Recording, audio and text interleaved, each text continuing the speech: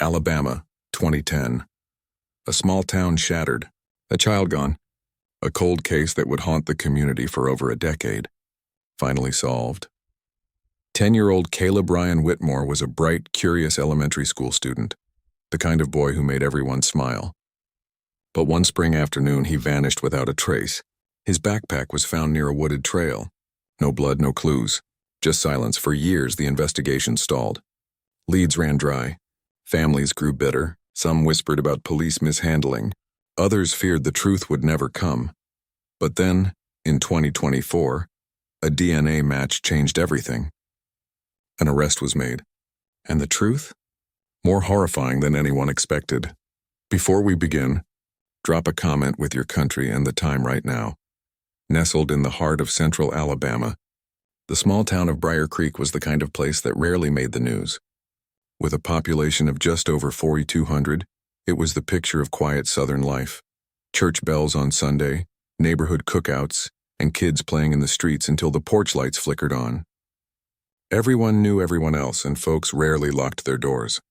It was a town where generations grew up on the same soil, in the same houses, on the same quiet streets. At the center of this peaceful town was a boy named Caleb Ryan Whitmore. At just 10 years old, Caleb already stood out. Not because he was loud or attention-seeking, just the opposite. He was thoughtful, curious, and kind to a fault. He had a fascination with the stars, often lying on his back in the grass with a small telescope and a dog-eared astronomy book beside him. His teachers at Briar Creek Elementary described him as one of the brightest students they'd ever had. Straight A's, always raising his hand, always helping the student next to him without being asked. His mother, Diane Whitmore, a nurse at the county hospital, called him her little light. He was the one who left sticky notes on the fridge that said, "I love you," and helped her fold laundry without being told. His father, Greg, worked as a local mechanic and taught Caleb how to build things: bikes, model rockets, anything with screws and instructions. They shared a workbench in the garage where father and son spent hours together in quiet concentration, speaking more through actions than words. Caleb wasn't just loved by his family. The community adored him. He volunteered at the animal shelter on weekends, even though he wasn't old enough to do much more than refill water bowls and sweep floors. Elderly neighbors remembered him as the boy who carried their groceries without being asked, who never walked by without offering a wave or a smile. He was a child that made people feel like the future could still be good. But even in towns like Briar Creek, darkness can creep in quietly, subtle, unnoticed. In the months leading up to April 2010, whispers began to circulate. A new crew of out-of-town workers had arrived to help with a local housing development. One man in particular made people uneasy, a loner, always parked just outside the school around dismissal. Rumors swirled of a registered sex offender who'd moved 2 counties over, but had been spotted near the park. And there were other things: strange cars loitering near school fences, unknown adults hanging around the basketball courts. The whispers never became formal reports. People chalked it up to gossip, suspicion in a town that didn't want to believe it could ever truly be in danger, but something was shifting beneath the surface. A sense of unease was beginning to grow, though no one would dare say it out loud. Not yet. Then came April 14th, 2010. It was a Wednesday. The sky was clear. Temperatures hovered in the low 70s. Caleb left for school at 7:45 a.m., wearing his favorite rocket ship t-shirt and his blue backpack. He smiled at his mother at the door, promised to come straight home after school, and walked off like he always did. No one could have guessed it would be the last time anyone would see him alive. By nightfall, the town would be searching the streets. Flashlights would cut through the darkness. Panic would crack open the peaceful shell of Briar Creek. What would possess someone to target a child like Caleb? And how could he disappear without a single scream? April 14th, 2010. A Wednesday that began like any other in Briar Creek. The air was warm with the promise of spring, and kids hurried to school with lunchboxes and backpacks bouncing against their backs. Caleb Ryan Whitmore was no different. He left his house just before 8 a.m., his signature blue backpack secured on his shoulders, the one covered in carefully sewn-on rocket ship patches, a quiet nod to his dreams of becoming an astronaut. He gave his mom a quick hug at the door and told her, "Don't forget I have science club after school." It was a routine goodbye. Nothing about it felt final. At 3:30 p.m., when Caleb still hadn't walked through the front door, Diane Whitmore didn't panic, at first. Maybe he stayed a bit late. Maybe he lost track of time. But by 4 gone, the unease was undeniable. She called his phone, no answer. She texted, nothing. By 4:15, Diane was in her car, retracing his usual path home, past the elementary school, through the small park, and along the wooded shortcut trail that many kids used when cutting through to the next block. No sign of him. No signs of anything. She called the school. Caleb had left on time. His teacher remembered him being excited about presenting a model rocket in science club. A classmate said they saw him walking near the edge of Briar Creek Park around 3:10 p.m. That was the last confirmed sighting. As night fell, the Whitmores called the police. The first few hours were a blur. Officers canvassed the area. Neighbors were questioned. Flashlights moved in waves through the trees. Caleb's name echoed through the woods, but there was no response. The next morning at dawn, a volunteer found something on a narrow wooded trail about half a mile from the school. Caleb's backpack undisturbed. Inside were his science notes, a half-eaten peanut butter sandwich, and a small flashlight. But there were no signs of a struggle. No torn clothing, no blood, no tracks, nothing. The area was immediately cordoned off. Search dogs were brought in. Helicopters scanned from above, and dozens of volunteers combed the nearby forest. But the trail quickly went cold. Panic settled over Briar Creek like a fog. Parents began walking their children to and from school even during daylight hours. Hardware stores sold out of motion lights and home security cameras. Doors were locked, blinds pulled tight. It wasn't just the loss of a child, it was the shattering of safety. If it could happen to Caleb, it could happen to anyone. Rumors began to swirl.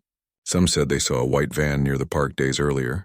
Others mentioned a man asking kids strange questions outside the gas station. One woman recalled a drifter sleeping behind the abandoned bait shop near the woods. But none of these leads led anywhere solid. The hardest part was the silence.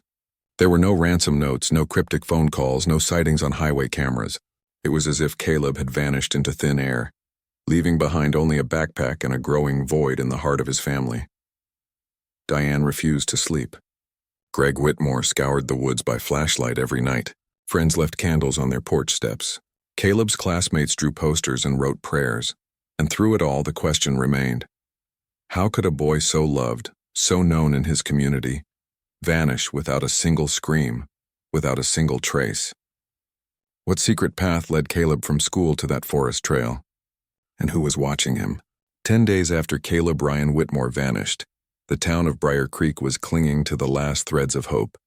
Volunteers were still walking wooded paths, placing missing person flyers in every gas station, grocery store, and church bulletin board within 50 miles. But hope by then had become a fragile illusion. On April 24, 2010, that illusion shattered. Around mid-morning, a local hiker named Dennis Mahoney was walking his usual off-trail route through the dense southern woods that surrounded Briar Creek. He'd taken that route for years past a dried creek, bed and up a ridge that led to an old hunting path long since forgotten. That's when he saw it. Half buried in the dirt, obscured by leaves and tangled roots, was a child's shoe. Mahoney didn't touch it. He backed away and immediately called 911. Within an hour, the area was swarming with law enforcement. Cadaver dogs were deployed. A perimeter was established. The team moved cautiously, combing through every inch of ground. By early evening, they found what they feared most: human remains, scattered in a shallow makeshift grave covered with debris. The remains were confirmed as Caleb's through dental records the next morning. The sight was grim. Caleb's body had clearly been decomposing for days. There were no clothing items aside from a few torn threads caught on a low branch nearby. His hands showed signs of restraint, deep abrasions around the wrists. There was evidence of blunt force trauma to the skull. The autopsy would later reveal that death occurred within 24 to 48 hours of his disappearance. But it was the state of the body that raised more questions than answers. According to forensic analysts, it appeared Caleb's body had been moved. The original place of death was likely elsewhere. The shallow burial, the scattering of bones, and the forest debris all suggested a hurried attempt to conceal, not a calculated burial. Near the body, investigators discovered a torn piece of plastic. It was thick, industrial grade, something often used in painting or construction. Faded white, dirt-streaked, and partially shredded, it appeared to have been used to wrap or transport the body. But there were no fingerprints on the plastic. No blood, no hair, no obvious signs of the killer, and no indication of how it got there or where it had come from. As this horrifying news spread, Briar Creek was paralyzed with grief. Schools closed for a day of mourning. That night, more than 300 residents gathered in the town square holding candles and photos of Caleb. The local pastor led a prayer vigil. Children wept. Grown men stood silently with trembling shoulders. Caleb's classmates left letters taped to the edge of the forest, where the trail ended.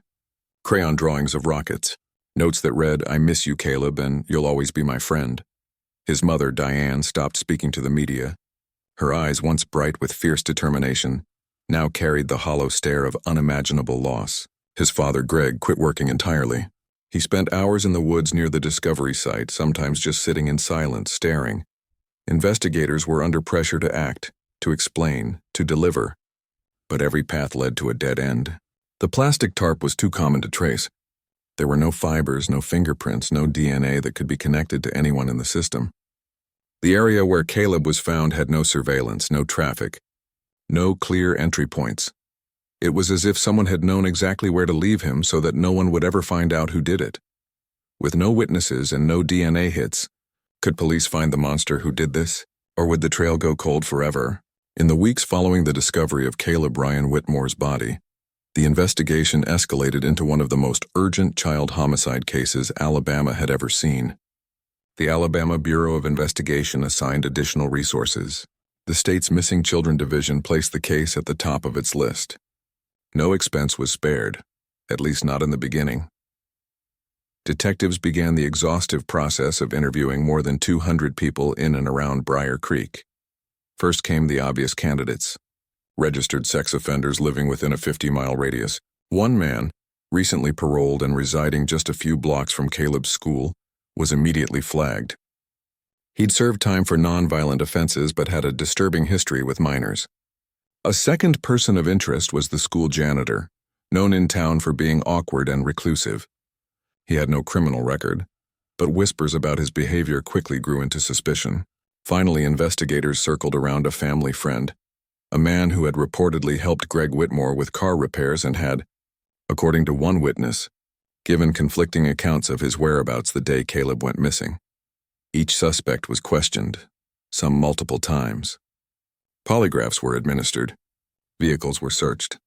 Homes were visited with warrants in hand. Every potential lead created a surge of hope, only for that hope to evaporate. Nothing stuck. Every alibi held up under scrutiny. Every piece of circumstantial evidence fell apart under the weight of forensic analysis. The plastic tarp, once seen as the key to unlocking the mystery, proved to be a dead end. It was the kind sold in hardware stores across the Southeast, cheap, untraceable, and common in both construction and painting work. The failure to arrest someone quickly began to fracture the fragile unity that had briefly held Briar Creek together. Tension seeped into every corner of the town. Suspicion took root. A neighbor accused another of hiding something. Heated arguments broke out at town meetings. Online forums and Facebook groups exploded with theories, some grounded, many conspiratorial. People wanted someone to blame, and in the absence of answers, they turned on each other. Greg Whitmore, Caleb's father, went public in frustration. In an interview outside the family's home, he criticized the sheriff's office for what he called a slow, sloppy response in the early hours after Caleb disappeared. "We're doing more digging than they are," he said, visibly exhausted, "and we're not the ones with badges." National media caught wind of the story. Reporters from Atlanta and Birmingham flooded the area, bringing cameras and headlines. The town, once quiet and insular, became the center of a media circus. Investigators began considering alternative theories.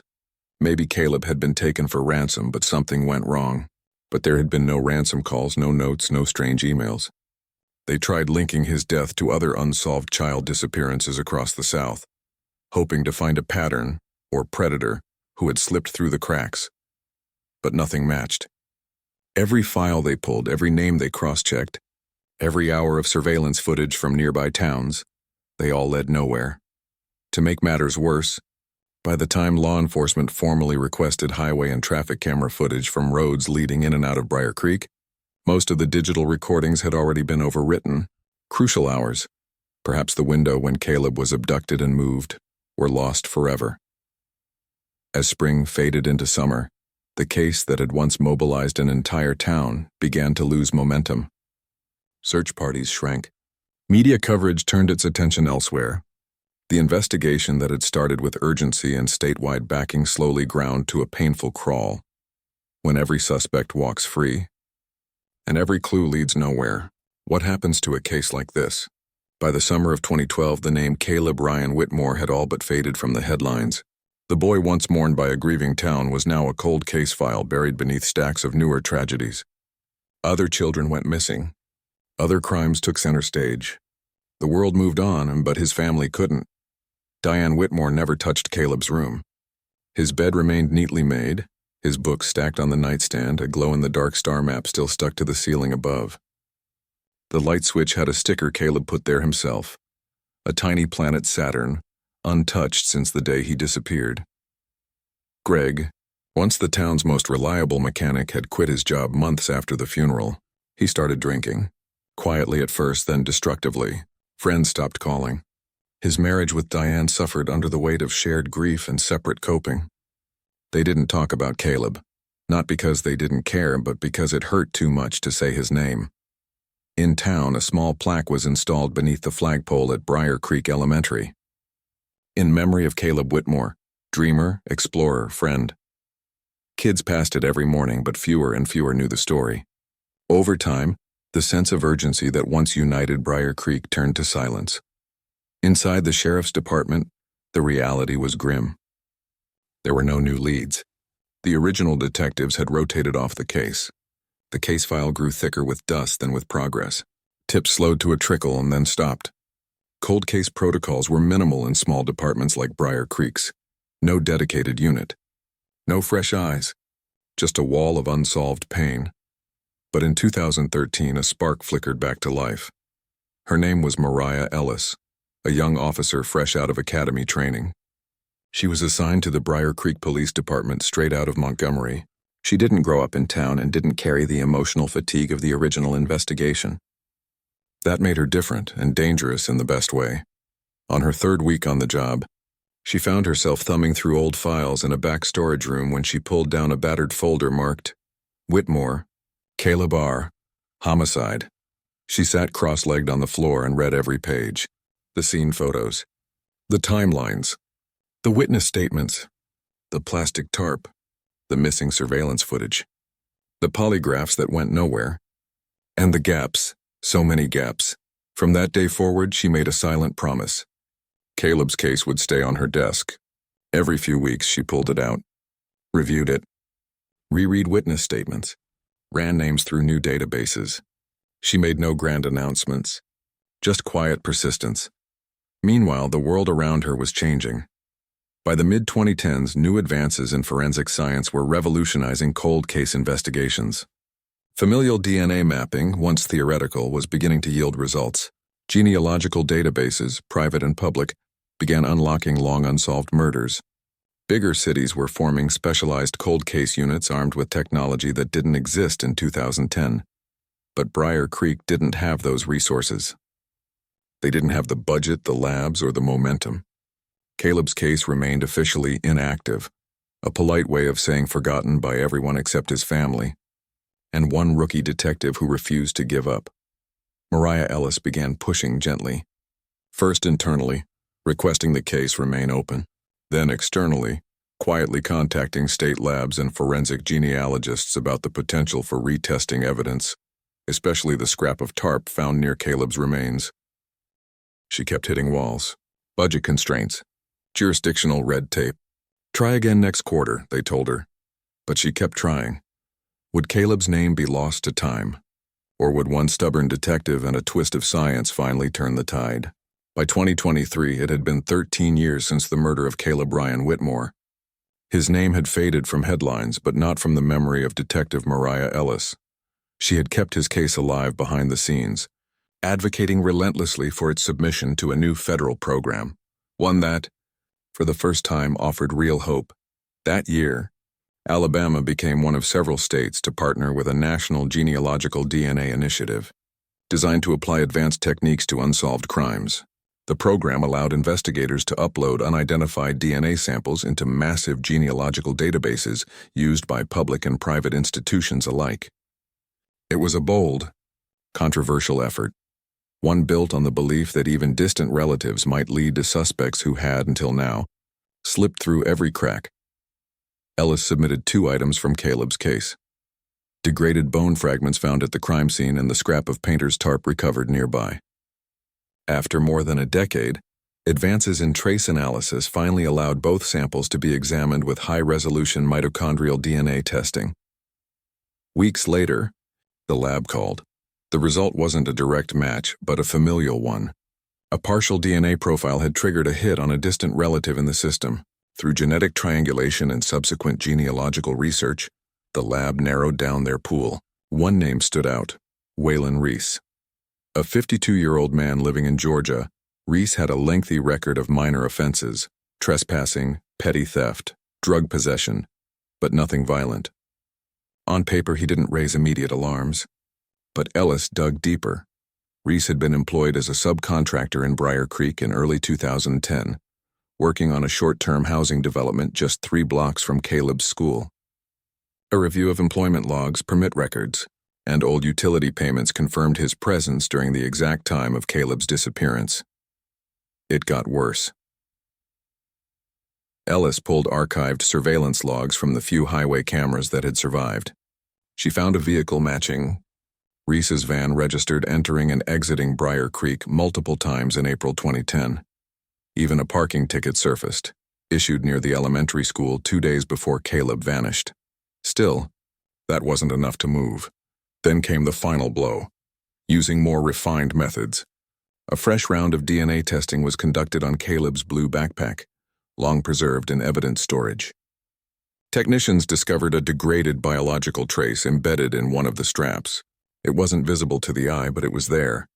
And it matched Reese's profile. That was all Ellis needed. She contacted the U.S. Marshals Service, who quietly initiated surveillance on Reese's Atlanta residence. He was now living under a slightly altered name, using his middle name as his first and a different spelling of his surname. He worked at a hardware supply store, had a girlfriend. Neighbors described him as quiet, kept to himself. After several weeks of watching his routine, they made the arrest on a rainy Thursday morning. Reese was leaving the store when 2 unmarked vehicles boxed him in. He didn't fight. He didn't ask why. He simply looked down at the ground and surrendered.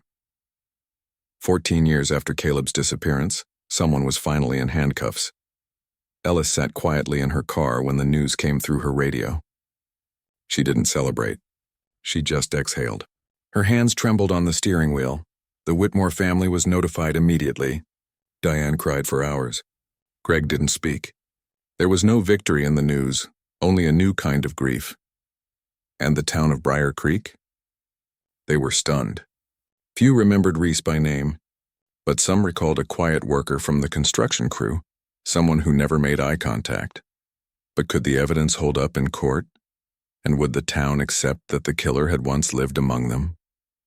When the arrest of Waylon Reese was announced on a Friday morning in June 2024, the town of Briar Creek erupted in a storm of emotion: disbelief, relief, anger, and pain. After 14 years of silence, the community that once mourned as one was forced to reopen a wound they'd long tried to bury. The name Waylon Reese didn't register for most at first. It had been too long, but then photos surfaced. Old employment records, a grainy picture from 2010, taken at a local construction site just a few blocks from Caleb Whitmore's elementary school. Slowly, memories began to return. Quiet guy, didn't talk much, one resident said. Always wore a hat, didn't look you in the eye. He worked on the Gutierrez place, another neighbor recalled. Was only around a few weeks. Gave me the creeps. The town began asking hard questions. How had someone so close slipped through unnoticed? How had investigators missed him back then? Could Caleb's murder have been prevented? At a press conference held outside the county courthouse, Detective Mariah Ellis stood beside the Whitmore family. The sheriff, now gray-haired and visibly aged since the early investigation, called the arrest a long-overdue victory for justice. Cameras flashed. Reporters jostled for position, but amid the noise, Diane Whitmore said nothing. She stood holding a framed photo of her son, the same one taken at his 9th birthday party. Wide smile, chocolate frosting on his chin. Her tears said what words could not. Reese, now 52, was transferred to the county jail. He refused to speak to detectives and requested legal counsel immediately. In initial hearings, his attorney began planting seeds of doubt, suggesting possible contamination of evidence, questioning the chain of custody on Caleb's backpack, and raising concerns about the use of genealogical DNA in criminal prosecution. Prosecutors, however, remained confident. They had the DNA match. They had the timeline. They had the motive, or at least the pattern of proximity and opportunity. Still, the case was far from closed. As the town braced for a trial, old documents were pulled back into the light. Residents rewatched 2010 news footage. Investigators pored over witness statements. There was outrage over the missed surveillance footage, the time delay in checking construction workers, and the failure to connect the tarp with Reese's former employer. Online forums reignited with fury. Some demanded resignations. Others called for systemic reform in how small-town departments handled child disappearances. The case became more than just about one victim. It became a referendum on justice delayed. For Diane and Greg Whitmore, the arrest brought a strange mix of emotions. There was relief, a face, a name, someone to hold accountable. But there was also renewed grief. Seeing Reese brought back memories they had buried. Caleb's room, Caleb's laugh the day he didn't come home. It felt like losing him all over again. National media descended once more. News vans lined the town's main road. Interview requests poured in. But the Whitmores declined most of them. They had no desire to be famous. They only wanted the truth. In town, people whispered in grocery aisles and at church services. Some feared Reese might have done more, might have hurt others. Others wondered if he had acted alone. Detective Ellis remained laser-focused. She knew this case had to be airtight. Briar Creek had waited too long. Failure wasn't an option. Would a courtroom bring the truth, or only deepen the mystery? In January 2025, after months of preparation, national headlines, and mounting public pressure, State of Alabama versus Waylon Reese began at the Jefferson County Courthouse. 14 years after the death of Caleb Ryan Whitmore, his suspected killer would finally face a jury. The courtroom was packed. Reporters from across the country lined the walls. Sketch artists captured every tear, and residents of Briar Creek filled the gallery shoulder to shoulder. For many, it wasn't just about one boy. It was about the aching fear that justice in small-town America could be so easily delayed, and possibly denied. Waylon Reese, now grayer and thinner than the man in his 2010 ID photo, sat with a blank stare, barely acknowledging the courtroom around him. He wore a standard-issue suit and whispered only to his attorney. He showed no emotion, not when photos of Caleb were presented, not when his own DNA match was read aloud, not even when Caleb's mother took the stand. The prosecution built their case methodically. They presented a detailed timeline of Reese's presence in Briar Creek, showing pay stubs, cell tower pings, and employment records that placed him within 3 blocks of Caleb's school during the week of the abduction. They explained how his DNA, collected from a degraded sample on Caleb's backpack strap, matched a profile built using genealogical triangulation and forensic retesting. They showed the court how Reese had quietly disappeared from Alabama shortly after Caleb's murder, changing his name, relocating, and avoiding jobs that required background checks. Then came the bombshell. Oh wait. Pattern investigators revealed that Reese had worked in close proximity to at least 3 other unsolved child disappearance cases in the Southeast between 2005 and 2010. Though none of the cases resulted in charges, the proximity raised chilling questions about how long Reese had evaded attention. The defense was aggressive in its rebuttal. They challenged the reliability of the DNA, arguing that cross-contamination was possible after so many years in evidence storage. They claimed the sample was too degraded to be conclusive, and raised questions about forensic handling procedures. They floated the theory that someone else could have handled the backpack after Caleb's disappearance, even suggesting Caleb may have interacted with others that day who were never identified. They also attacked the timeline, stating that Reese's presence in Briar Creek alone didn't prove opportunity or motive, and they emphasized that Reese had never been previously charged with a violent offense. But the most powerful moment of the trial wasn't scientific. It was human. When Diane Whitmore took the stand, the entire room fell silent. Her hands trembled as she held a small photo of Caleb, the one taken in their backyard just a week before he vanished. Her voice cracked as she spoke. "I want the man who stole my son to look me in the eye." Reese didn't. After 3 grueling weeks, the jury was given their instructions. They deliberated for just 5 hours. Their verdict, guilty on all counts. Waylon Reese was sentenced to life in prison without the possibility of parole. As the judge read the sentence, quiet sobs broke out in the courtroom. Caleb's family embraced. Reporters scrambled outside to broadcast the news. For the first time in over a decade, the word justice finally held weight, but not everyone felt whole. Some in Briar Creek whispered that Reese hadn't acted alone, that someone else had helped him cover his tracks.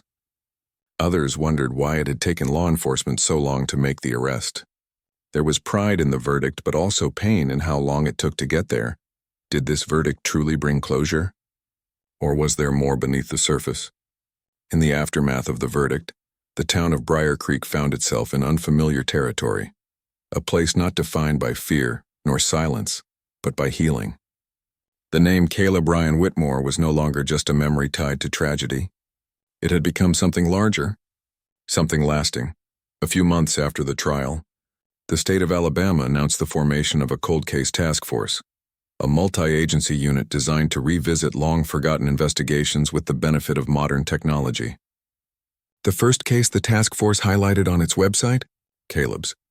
His photo, bright-eyed and smiling in his favorite blue shirt, stood beside the words, "Why we fight for the forgotten."